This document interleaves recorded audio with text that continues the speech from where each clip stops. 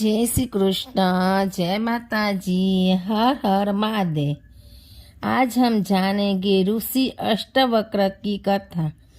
ऋषि अष्टवक्र कौन था उसके बारे में जानेंगे। ऋषि अष्टवक्र की माता का नाम सुजाता था। उनके पिता कठोर वेद पाठी और प्रकांड पंडित थे तथा उदालक ऋषि के शिष्य थे और दामाद भी थे। राज्य में उनसे कोई शास्त्रार्थ में जीत नहीं सकता था। अष्टावक्र जब गर्भ में थे तब रोज उनके पिता से वेद सुनते थे। एक दिन उनसे रहा नहीं गया और गर्भ से ही कह बैठे, रुको, यह सब बकवास है। शास्त्रों में ज्ञान कहाँ? ज्ञान तो स्वयं के भीतर है। सत्य शास्त्रों में नहीं, स्वयं में है। शास्त्र तो शब्दों का संग्रह मात्र है। सत्य तो शास्त्र में ही नहीं है। यह सुनते ही उनके पिता क्रोधित हो गए। पंडित का अहंकार जाग उठा। जो अभी गर्भ में ही है उसने उनके ज्ञान पर प्रश्न चिन्ह लगा दिया। पिता तिल मिला गए। उन्हीं का वह पुत्र उन्हें उपदेश दे रहा था जो अभी पैदा भी नहीं हुआ। क्रोध में अभिशाप दे दिया, जा, जब पैदा होगा तो 8 अंगों से टेढ़ा होगा। इसलिए उनका नाम अष्टवक्र पड़ा।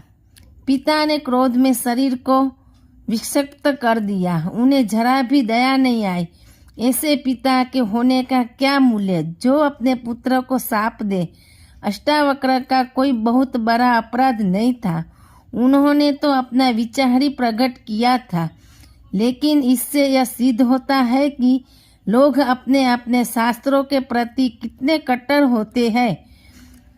पिता के इस शाप के बावजूद अष्टावक्र पिता भक्त थे। जब वे 12 वर्ष के थे तब राज्य के राजा जनक के विशाल शास्त्रार्थ सम्मेलन का आयोजन किया। सारे देश के प्रकांड पंडितों को निमंत्रण दिया गया।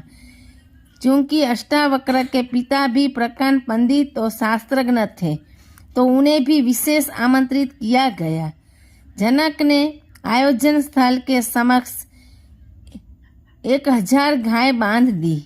गायों के सींगों पर सोना मढ़ दिया और गले में हीरे जवाहर वाले हार लटका दिए और कह दिया कि जो भी विवाद में विजेता होगा वह एक गाय हाँक कर ले जाएंगे।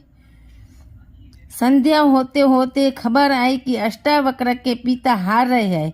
सबसे तो जीत चुके थे, लेकिन बंदी नामक एक पंडित से हारने की स्थिति में पहुंच गए थे। पिता के हारने की स्थिति तय हो चुकी थी कि अब हारे या तब हारे। यह खबर सुनकर अष्टावक्र खेल कीड़ा छोड़कर राजमहल पहुंच गए। अष्टावक्र भरी सभा में जाकर खड़े हो गए। उनका 8 जगहों से टेढ़ा मेढ़ा शरीर और अजीब चाल देखकर सारी सभा हंसने लगी। अष्टावक्र यह नजारा देखकर सभा में जनों से भी ज्यादा जोर से खिलखिलाकर हंसे। जनक ने पूछा, सब हंसते हैं वह तो मैं समझ सकता हूँ, लेकिन बेटे तेरे हंसने का कारण बता।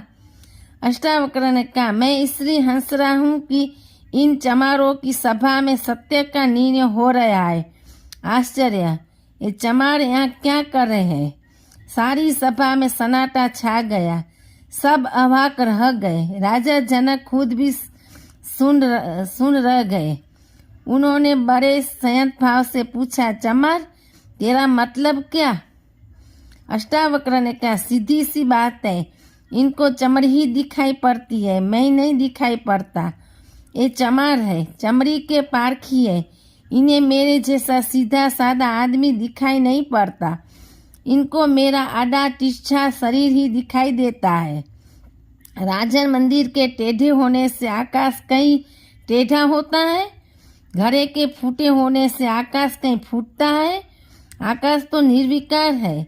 मेरा शरीर टेढ़ा मेढ़ा है, लेकिन मैं तो नहीं। यह जो भीतर बसा है इसकी तरफ तो देखो। मेरे शरीर को देखकर जो हंसते हैं वे चमार नहीं तो क्या है? यह सुनकर मिथिला देश के नरेश एवं भगवान राम के ससुर राजा जनक सुन रह गए। जनक को अपराध बोध हुआ कि सब हंसे तो ठीक, लेकिन मैं भी इस बालक के शरीर को देखकर हंस दिया। राजा जनक के जीवन की सबसे बड़ी घटना थी।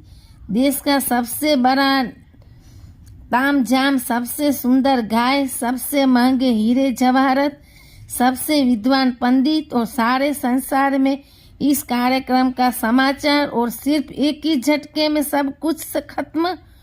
जनक को बहुत पश्चाताप हुआ। सभा भंग हो गई। रात भर राजा जनक सो न सके। दूसरे दिन सम्राट जब घूमने निकले तो उन्हें वही बालक अष्टावक्र खेलते हुए नजर आया। वे अपने घोड़े से उतरे और उस बालक के चरणों में गिर पड़े। कहा, आपने मेरी नींद तोड़ दी। आप में जरूर कुछ बात है। आत्मज्ञान की चर्चा करने वाले शरीर पर हंसते हैं तो वे कैसे ज्ञानी हो सकते हैं? प्रभु, आप मुझे ज्ञान दो। दूसरी कथा। इसके अलावा भी किंवदंती है कि मंदनी से हार जाने के परिणाम स्वरूप उनके पिता को जल में डुबो दिया गया था। पिता के न होने के कारण अष्टावक्र अपने नाना उदालक को अपना पिता और अपने मामा श्वेतकेतु को अपना भाई समझते थे। माता सुजाता द्वारा उन्हें उनके पिता का सच बताए जाने के बाद वे अपने मामा श्वेतकेतु के साथ मंदनी के शास्त्रार्थ करने के लिए राजा जनक की सभा में पहुंचे और उन्होंने मंदनी को शास्त्रार्थ के लिए ललकारा। राजा जनक ने उनकी परीक्षा लेने के लिए उनसे कई प्रश्न पूछे। जब अष्टावक्र ने सभी का उत्तर दे दिया तब उन्होंने मंदनी से शास्त्रार्थ की आज्ञा दी और उन्होंने मंदनी को हरा दिया। शास्त्रार्थ में मंदनी के हारने पर अष्टावक्र ने कहा कि राजन, यह हार गया है, अतएव इसे भी मेरे पिता की तरह जल में डुबो दिया जाए। तब मंदनी कहने लगे कि राजन, मैं वरुण का पुत्र हूँ। मैंने सारे हारे हुए ब्राह्मणों को अपने पिता के पास भेज दिया है।